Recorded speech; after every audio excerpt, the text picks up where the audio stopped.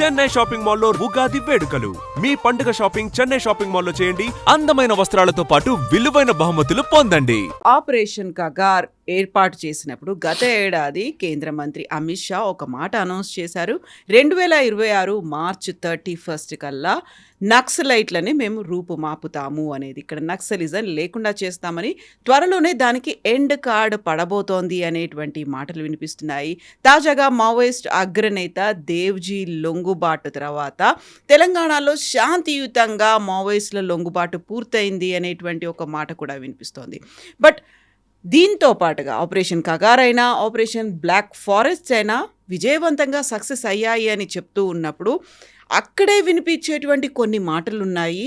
మావోయిజాన్ని, నక్సలిజాన్ని మీరు అంతం చేయలేరు, ఒక చోటు నుంచి మెల్లిగా ఇంకొక చోట స్ప్రెడ్ అవుతుంది, ఉద్యమాల్ని మీరు రూపుమాపలేరు అనేటువంటి మాట. ఏది నిజం? మనతో పాటుగా ఉన్నారు సీనియర్ జర్నలిస్ట్ సురేష్ కొచ్చతిల్ గారు. సార్ నమస్తే. సో మనం ఆపరేషన్ కగార్ గురించి గతంలో మాట్లాడుకున్నప్పుడు ప్రతిసారి దేవ్జీ ఎక్కడున్నాడు, లొంగిపాటు అవుతాడా లేకపోతే ఎన్కౌంటర్లు అవుతాయి, ఇవన్నిటి తర్వాత నిన్న మీడియా ముందుకు వచ్చాడు. ఆయన అనౌన్స్ చేసిన తర్వాత ఇప్పటికి కూడా నేను పోరాటాలు చేస్తూనే ఉంటాను, కాకపోతే ప్రజల మధ్యలో ఉండి ఉద్యమాలు చేస్తాను అనే మాట. ఎందుకని ఇంత పెద్ద హైడ్రామా అనేది నడుస్తోంది ఆపరేషన్ కగార్ చుట్టూ? ఒకటి, ఇదంతా అమిత్ షా గారు ఒక డెడ్ లైన్ ఇచ్చారు. మార్చ్ 31 లోపల 2026 దాకా నక్సలిజాన్ని మొత్తం దేశం నుంచి తోడ్చి బయటకు వేసేస్తాను, కంప్లీట్గా ఫినిష్ చేసేస్తాను. ఆ టార్గెట్లోనే ఉన్నారు ఆయన. దీనికి కారణం చాలా ఉన్నాయి. దీనికి ఒకటి, coordinated attacks. Central government, Chhattisgarh government, Maharashtra government, Telangana government, Odisha, Andhra, కొంచెం మటుకు మధ్యప్రదేశ్. ఈ గవర్నమెంట్స్ అన్నీ కలిసి పనిచేస్తుంది. ఈసారి మీరు చూస్తుంటారు, లాస్ట్ ఒక 2 సంవత్సరాల్లో చాలా హై డిగ్రీ ఆఫ్ కోఆర్డినేషన్ ఉండే. ఒకటి, చాలా మటుకు యంగ్ ఐపీఎస్ ఆఫీసర్స్ని తీసుకొచ్చారు అమిత్ షా గారు, డైరెక్ట్లీ వాళ్ళ హోమ్ మినిస్ట్రీకి రిపోర్ట్ చేసేలాగా. Highly trained, of course commando units ఉన్నారు, మన దగ్గర గ్రేహౌండ్స్ ఉంది, వాళ్ళ వైపు కోబ్రా ఉంది, మహారాష్ట్ర వైపు మిగతా వాళ్ళ కమాండో ఫోర్సెస్ ఉన్నాయి. కానీ ఈసారి జరిగింది ఏంటంటే, ఎన్కౌంటర్స్ అంతా ఛత్తీస్గఢ్లో నడుస్తుంది. మీరు చూసుంటారు. ఆ తెలంగాణలో వచ్చి సరెండర్ చేస్తున్నారు. సరే, కొంతమంది 60 మంది, దానికన్నా ముందు 200 మంది, బట్ లోవర్ క్యాడర్ వాళ్ళు మహారాష్ట్రలో సరెండర్ చేశారు. గడ్రిచోలిలో ఈవెన్ ఫడ్నవీస్ గారు వచ్చారు దానికి, సరెండర్ సెరమనీకి. కానీ ఇప్పుడు డౌట్ ఎందుకు వస్తుందంటే, తెలంగాణలో వచ్చేందుకు సరెండర్ చేస్తున్నారు వీళ్ళు. ఎక్కడున్నారు అక్కడ ఉండి అక్కడి నుంచి కొట్లాడి, ఎందుకంటే వీళ్ళ దగ్గర ఎప్పుడు వాళ్ళకి స్లోగన్ ఉండే, మేము we will never surrender, we will fight and die అని చెప్పేసి. కానీ ఇప్పుడు సడన్గా స్ట్రాటజీ మారిపోయింది, ఎందుకు అర్థం కావట్లేదు. పాలిటిక్స్కి వచ్చేస్తున్నారు అని డౌట్ ఉంది ఇప్పుడు. అవునా? Direct Seethakka example, from bullet to ballot, చాలా ఎగ్జాంపుల్స్ ఉన్నాయి కదా మన దగ్గర, అట్లాంటి people who have come from that this. కానీ దానికి ఏదైనా పొలిటికల్ పార్టీ వాడుకుంటున్నారా వాళ్ళని, అదొకటి డౌట్ వస్తుంది. సో తెలంగాణ వైపు ఎందుకు ఇంత పెద్ద హై ప్రొఫైల్ సరెండర్ నడుస్తుంది? అది ఛత్తీస్గఢ్లో ఎందుకు జరగలేదు, మహారాష్ట్ర ఎందుకు జరగలేదు? అఫ్కోర్స్ మీరు చెప్పొచ్చు వీళ్ళందరూ తెలంగాణ నుంచి, ఎందుకంటే నక్సలైట్ మూమెంట్లో చాలామంది సీనియర్ లీడర్లు అందరూ అప్పుడు ఉమ్మడి ఆంధ్రప్రదేశ్ కానీ ఇప్పుడున్న తెలంగాణ నుంచే. Even Devji is from Peddapalli. అట్లాంటి పరిస్థితుల్లో నక్సలైట్ మూమెంట్ ఫ్యూచర్ ఏంటి అనేది క్వశ్చన్ వస్తుంది. మీరు చెప్పారు వీళ్ళందరూ ప్రజల నడుమిట్లో ఉండి మేము పోరాటం చేస్తాం అంటే, రేపు పోటీ చేస్తారా? ఎలక్షన్లో పోటీ చేస్తారా? మీరు చంపిన 76 మంది సిఆర్పిఎఫ్ వాళ్ళ ఫ్యామిలీలు, as per legal this one, even today ఒక ఎఫ్ఐఆర్ వేస్తే మిమ్మల్ని అరెస్ట్ చేయొచ్చు. ఆ కేసు ఇంకా ఉంది అక్కడ, ఎక్కడికి వెళ్ళలేదు కేసు అది. Today I was speaking to one farmer DGP, ఆయన పేరు తీసుకొని నేను, కానీ farmer DGP of a state, not from Andhra Telangana but Telugu person. ఆయన చెప్పారు నాకు, ఇన్ఫాక్ట్ పొద్దున్న దూరదర్శన్లో ఒక డిబేట్లో కూడా ఈ మాట వచ్చింది, దాట్ ఈ కేసులు ఎక్కడ పోవు. మీరు అనుకుంటారు కేసులు అయిపోయినాయని, కాదు, అక్కడ వాళ్ళ families are demanding a closure. 76 మంది సిఆర్పిఎఫ్ జవాన్ల వాళ్ళ భార్య వాళ్ళు కానీ పిల్లలు కానీ వాళ్ళు డిమాండ్ చేస్తున్నారు జస్టిస్. వీళ్ళు సరెండర్ చేసి వీళ్ళకి ₹1 కోటి యూనియన్ గవర్నమెంట్ ఇస్తారు, 20 లక్షలు స్టేట్ గవర్నమెంట్ ఇస్తారు, మమ్మల్ని ఎవరు కాపాడుకుంటారని అడుగుతున్నారు. మా ఫ్యామిలీలు కోల్పోతున్నాయి ఎంతోమంది, నాట్ జస్ట్ ఆ సిఆర్పిఎఫ్, దానికన్నా ముందు జరిగింది, దానికన్నా తర్వాత జరిగిన ఎన్కౌంటర్ చాలా మటుకు చనిపోయారు పోలీసు వాళ్ళు. వాళ్ళ ఫ్యామిలీస్ అడుగుతున్నారు, మీరు సరెండర్ మీరు యాక్సెప్ట్ చేస్తున్నారు, పర్ఫెక్ట్, నో ప్రాబ్లం. కానీ సరెండర్ చేసిన తర్వాత వీళ్ళు రీసెటిల్మెంట్ ఎందుకు చేయాలి, వీళ్ళు జైల్లో ఎందుకు ఉండకూడదు? సో ఇక్కడ డైలమా ఇప్పుడు రాబోతుంది చూడండి. నెక్స్ట్ 1 వీక్ 10 డేస్ 1 మంత్లో ఏం జరగబోతుంది. ఎందుకంటే మన వైపు జరిగిన సీనియర్ పోలీస్ ఆఫీసర్స్ హత్యలంతా చాలా మటుకు అంత సీరియస్గా తీసుకోలేదు వీళ్ళు, ఎక్కడ ఎఫ్ఐఆర్ వైపు వెళ్ళలేదు. ఒకటి వ్యాస్ గారి మర్డర్ లాల్ బహదూర్ స్టేడియంలో జరిగింది, ఉమేష్ చంద్ర హత్య జరిగింది. కానీ దానికి వాళ్ళ ఫ్యామిలీ అడగడమో లేకుంటే వాళ్ళ ఫ్యామిలీ జస్టిస్ చేయడం కానీ ఇప్పుడు ఇవాళ పొద్దున్న నుంచి వినబడుతుంది సిఆర్పిఎఫ్ వాళ్ళ ఫ్యామిలీస్ డిమాండ్ చేస్తున్నారు, వీళ్ళని సరెండర్ చేసి మీరు విఐపి లాగా చూసుకుంటున్నారు, వాళ్ళ వైపు ఎందుకు చర్యలు తీసుకుంటలేరు అని. సరే, ఈ నక్సలిజం మూమెంట్ మనకు అందరూ తెలిసిందే, that it started in Telangana. చాలా మట్టుకు ఇక్కడి నుంచే మొదలైంది. నేను చదివింది ఉస్మానియా యూనివర్సిటీలో, స్కూల్లో చదివాను. ఉస్మానియా యూనివర్సిటీ స్కూల్ కూడా ఉంది, మోడల్ హై స్కూల్, అక్కడ చదివాను. ఆ టైంలో it was at peak naxalism movement. అప్పుడే పీడిఎస్యు, ఆర్ఎస్యు వీళ్ళందరూ ఉన్నారు నేను కాలేజ్ లెవెల్కి వచ్చినప్పుడు. వాళ్ళు రిక్రూటర్స్, వాళ్ళు technical recruiters for naxal movement. చాలా మటుకు ఇట్లాంటి నక్సలిజం లీడర్స్, టాప్ లీడర్స్ అంతా తెలంగాణలో ఇంజనీరింగ్ కాలేజ్ చదువుకోవచ్చిన వాళ్ళు. కవిత గారు వాళ్ళ ఫిలాసఫీ మారిపోయింది. మేము పేదోళ్ళ కోసం పోరాడుతున్నాము, ట్రైబల్స్ కోసం పోరాడుతున్నాము, వాళ్ళ రైట్స్ కోసం పోరాడుతున్నాం అని చెప్పిన వాళ్ళు తర్వాత కాంట్రాక్టర్స్తోని కుమ్మక్కై వాళ్ళ దగ్గర డబ్బులు తీసుకొని వాళ్ళు, నేను అలిగేషన్ డైరెక్ట్గా చేయట్లేదు కానీ చాలా సోర్సెస్తో వచ్చినాయి, వాళ్ళ ఫ్యామిలీస్కి ఆ డబ్బులు పంపించి ఓవర్ గ్రౌండ్ ఉన్న వాళ్ళ ఫ్యామిలీకి పంపించి పొలాలు కొనుక్కున్నారు, ఇల్లు కొనుక్కున్నారు అని ఆరోపణలు ఉన్నాయి. అది నిజమో కాదో మనకు తెలియదు కానీ చాలా మటుకు ఈ డబ్బులే మెయిన్ ప్రాబ్లం. దాంతో ఆయుధాలు కొనుక్కున్నారు, ఆయుధాలు డంప్లు అక్కడెక్కడ ఉంటుంది. కొంతమంది ఎన్కౌంటర్ చేసిన తర్వాత డంప్ ఎక్కడ అని తెలియదు. ఇప్పుడు డబ్బులు దాచిపెట్టారు. కొంచెం సెంట్రల్ కమిషన్ కొంచెం డబ్బులు తీసుకుంటారు, లోవర్ లెవెల్ కార్డర్స్కి మిగతా డబ్బులు ఇచ్చేస్తారు. అది వాళ్ళ ప్రొఫెషనలిజం దాంట్లో మెచ్చుకోవాలి. They are running like a proper state. వాళ్ళ లాజిక్ ఏంటంటే నార్త్ ఈస్ట్లో అదే నడుస్తుంది. మీరు కొన్ని ఏరియాస్లో నాగా ఏరియాస్కి అంత వెళ్తే ట్యాక్స్ కలెక్ట్ చేస్తారు వాళ్ళు. స్టేట్ విత్ ఇన్ స్టేట్ అయిపోయింది అది. అక్కడ వస్తున్న బండి మీద టోల్ కలెక్ట్ చేస్తారు వాళ్ళు. సెంట్రల్ గవర్నమెంట్ అనేది సంబంధం లేదు వాళ్ళకి. కానీ వాళ్ళు ఏమంటారంటే మా ఉద్యమం నడిపించాలంటే డబ్బులు కావాలి, డబ్బులు కావాలంటే ఇట్లాంటి పనులు చేయాల్సి వస్తుంది అనమాట. సో నక్సలిజం ఇక్కడ జరిగింది ఏంటంటే ఐ థింక్ 2-3 మెయిన్ రీజన్. ఒకటి సోను సరెండర్ ఒకటి ఉండే, that was a turning point. ఎందుకంటే స్ట్రాటజిక్ లెవెల్లో మీరు అక్కడ ఏం నడుస్తుంది అనేది, సెంట్రల్ కమిటీలో పాలిట్ బ్యూరోలో ఏం నడుస్తుంది చాలా మటుకు గవర్నమెంట్కి, పోలీస్కి అక్కడి నుంచి చాలా మటుకు క్లారిటీ వచ్చింది. దాని తర్వాత చూడండి మిగతా అందరూ సరెండర్ చేసుకుంటూ వస్తున్నారు. వీళ్ళందరూ సోను సరెండర్ చేసిన టైంలో ఆయన్ని మీరు వ్యతిరేకంగా చాలా మటుకు ఆరోపణలు చేశారు, మీరు అమ్ముడు పోయారు అది ఇది అని చెప్పేసి. కానీ స్ట్రాటజిక్గా మిస్టేక్ ఎక్కడో జరిగింది మిలిటరీ టర్మ్స్లో. అది గెరిలా వార్ఫేర్ నుంచి ఒక మొబైల్ వార్ఫేర్కి వచ్చిన తప్పు అని చెప్తున్నారు ఇప్పుడు. దాని గురించి కొంచెం మీడియా రిపోర్ట్స్ కూడా వచ్చినాయి. ఏంటి గెరిలా వార్ఫేర్? మనకందరూ తెలిసే మావో చెప్పారు ఒక టైంలో, power flows in the barrel of the gun. కానీ దానికి ఇంకో స్టేట్మెంట్ కూడా ఉంది దాని తర్వాత, ఆ గన్ కంట్రోల్ చేసేది గవర్నమెంట్ ఉండాలని చెప్పి అదొకటి ఉంటుంది. ఎవరి చేతిలో పడితే వాళ్ళ చేతిలో ఉండొద్దు అని చెప్పి. సో నక్సలిజం అనేది ఒక మన ఇప్పుడు గెరిలా వార్ఫేర్ తీసుకుంటే బెస్ట్ ఎగ్జాంపుల్ ఇస్ వియట్నాం. ఎంత పెద్ద ఒక యుఎస్ ఆర్మీని చిన్న వణికించిందంట. అండ్ అది ఇట్ వాజ్ అమేజింగ్ థింగ్, దాంట్లో డౌట్ లేదు దాంట్లో. ఎందుకంటే కమిటెడ్ ఫోర్స్ అంటే వాళ్ళు చేయొచ్చు, వాళ్ళు అట్లాంటి ఏమైనా చేయొచ్చు. కానీ మనం చూడాల్సిందంటే why Sukma, why Bijapur, why Kanker, why Gadchiroli, ఎందుకని మనం ఆలోచించాలి. ఎందుకంటే ఈ ఏరియాస్ అంతా ఒకటి ట్రైబల్, నెక్స్ట్ పవర్టీ డ్రివన్. మనకు ఇండిపెండెన్స్ వచ్చినప్పటి నుంచి మనం ఇట్లాంటి ఏరియాస్ని కంప్లీట్గా నెగ్లెక్ట్ చేసాం, దాంట్లో డౌట్ లేదు. ఒక అబ్బాయినో అమ్మాయినో నక్సలిజంలో తీసుకోవాలంటే చాలా ఈజీ. ఇంజనీరింగ్ చేసినావు అంటే మంచిది, ఇంకా వాడి దగ్గర వెళ్ళి చెప్తాను నీకేముంది, నీ దగ్గర ఏముంది, నువ్వు చదువుకున్నా, ఉద్యోగం వచ్చిందా, రాలేదు కదా. అక్కడ చూడు పక్కన కాంట్రాక్టర్ చూడు 5 అంతస్తుల బిల్డింగ్ కట్టుకున్నాడు, 10 కార్లు ఉన్నాయి, ఇంతమంది పనులు ఉన్నారు ఇంట్లో, కోట్లు ఉన్నాడు, ఫారిన్ హాలిడేస్కి వెళ్తారు. నువ్వేం చేసావు, నీకేం వచ్చింది? దెన్ న్యాచురల్లీ ఆ బ్రెయిన్ వాష్ చేసి తీసుకెళ్ళిపోతారు. కానీ వీళ్ళు చూడండి 30-40 సంవత్సరాలు అడవిలో ఉన్నారు వీళ్ళు. ప్రతిరోజు 12 కిలోమీటర్ 14 కిలోమీటర్లు నడుస్తారు. So life is not easy ఆ టైంలో కూడా.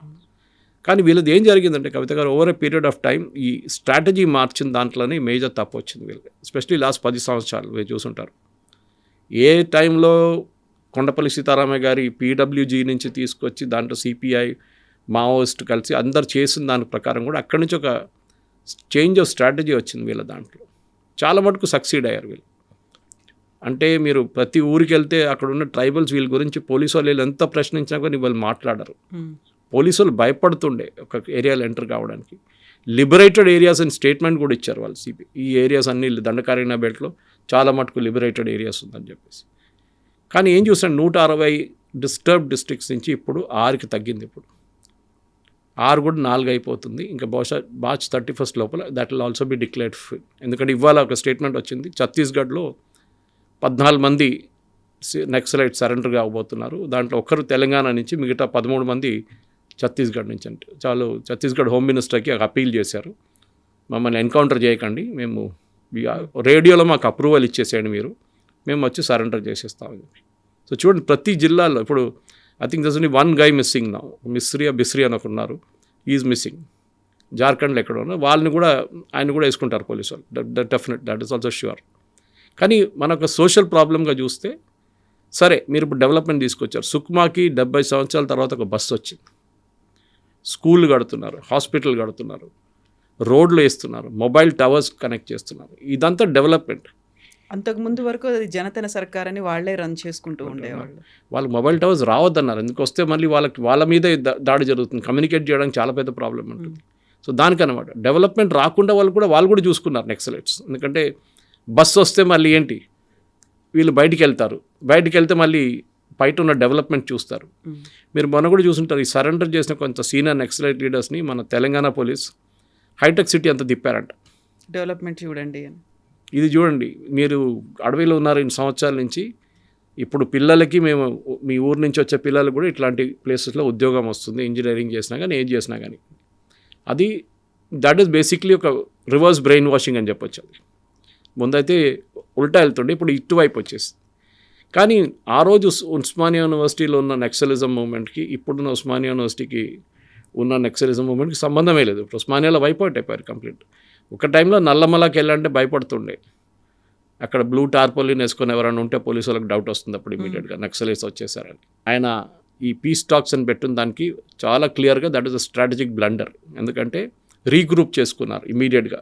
ఆ రోజు ఆ 10-15 రోజులు ఒక నెల పాటు సీజ్ ఫైర్ పెట్టింది తప్పు. తర్వాత తెలిసింది ఆయన కూడా, but it's too late by then. కానీ ఇప్పుడు జరిగింది, అమిత్ షా గారు ఇచ్చిన డెడ్లైన్ చూడండి, ఎంత స్పెసిఫిక్గా కొడుతున్నారు వీళ్ళని.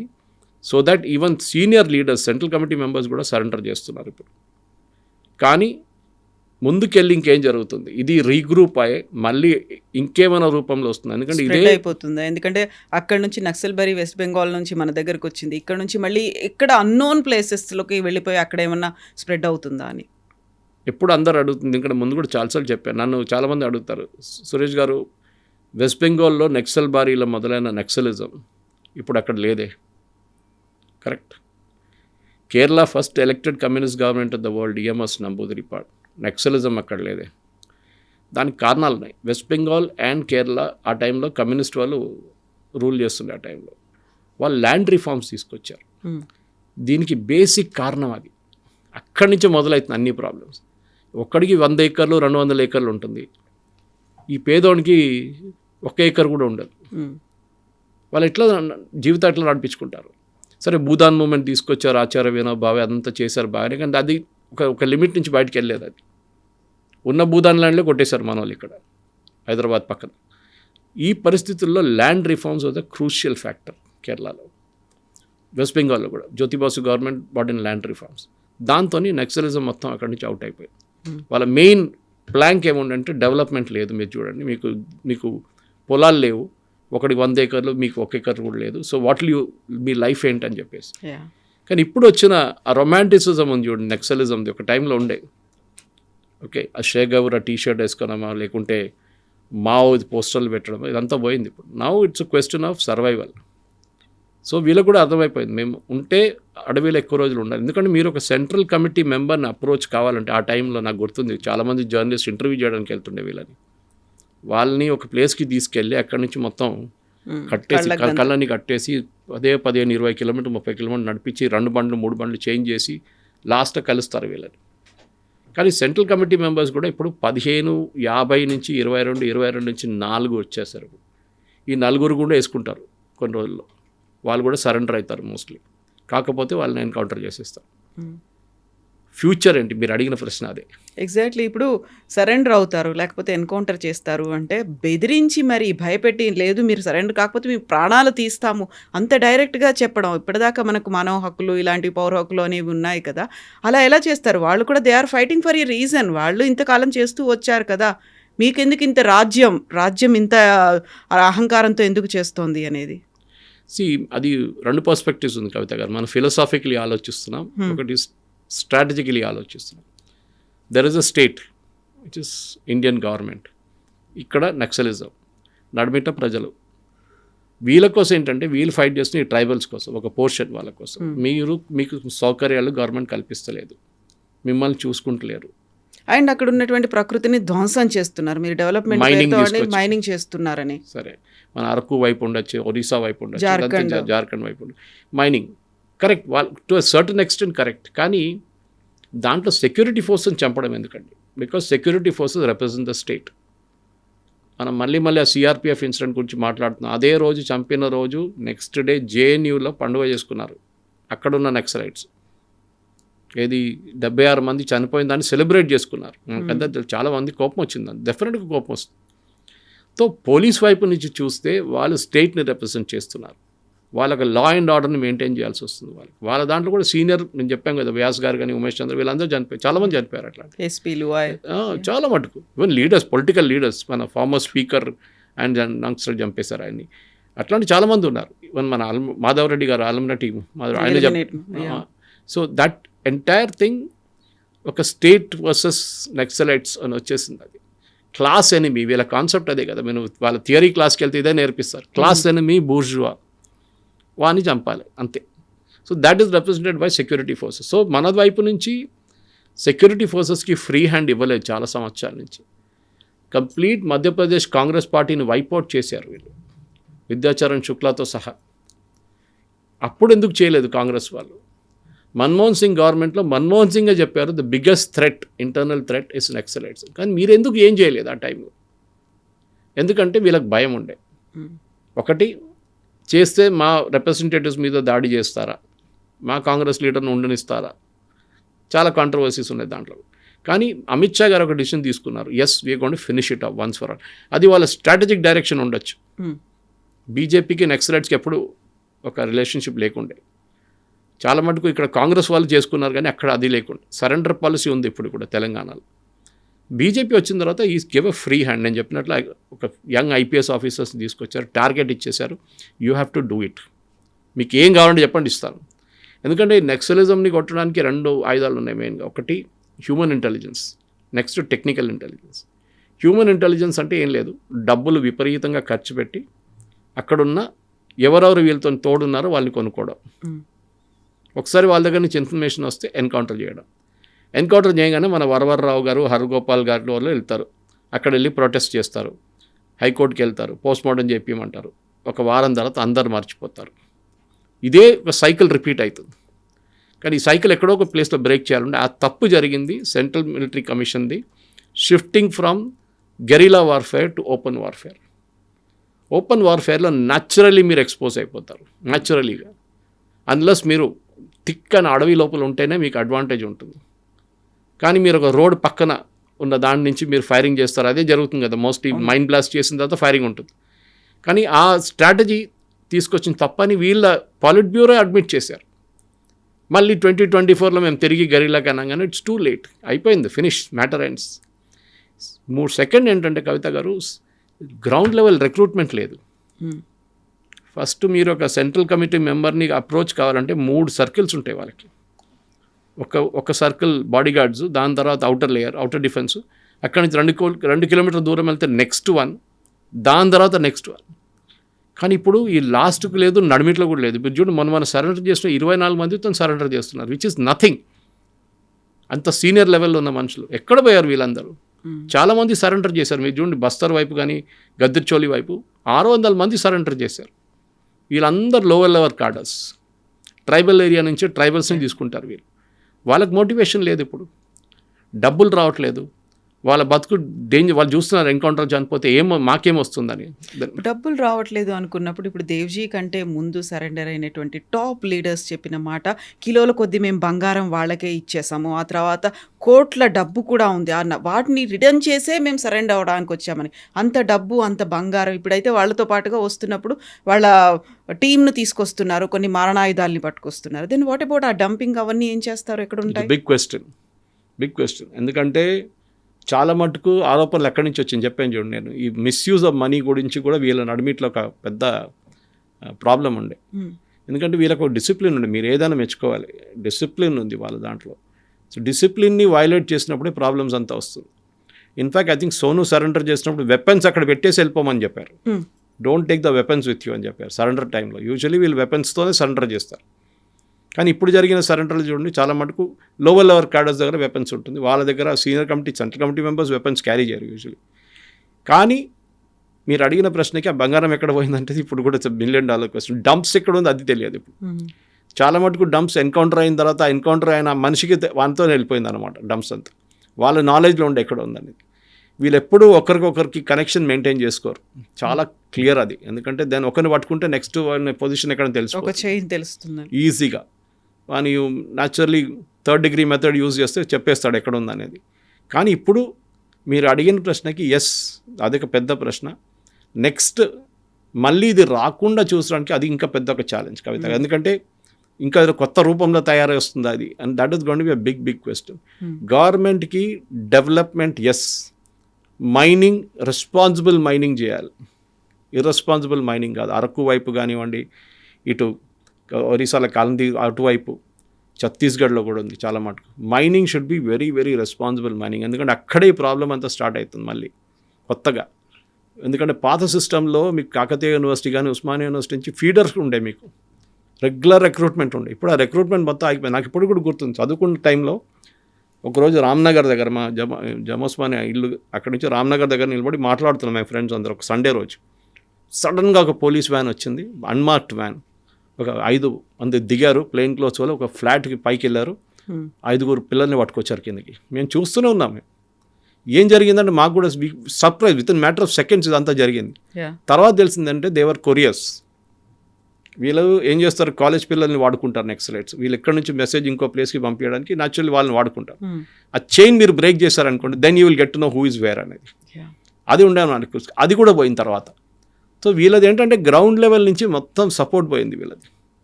ఇంకోటి ఈ సెక్యూరిటీ ఫోర్స్ని చెప్పడం, ఈవెన్ ట్రైబల్స్ని చెప్పారు చాలామంది చంపారు. లాజిక్ ఏంటంటే వాళ్ళు పోలీస్ ఇన్ఫార్మర్స్ అయిపోయారు, అది ఇదని చెప్పి వాళ్ళని చంపారు.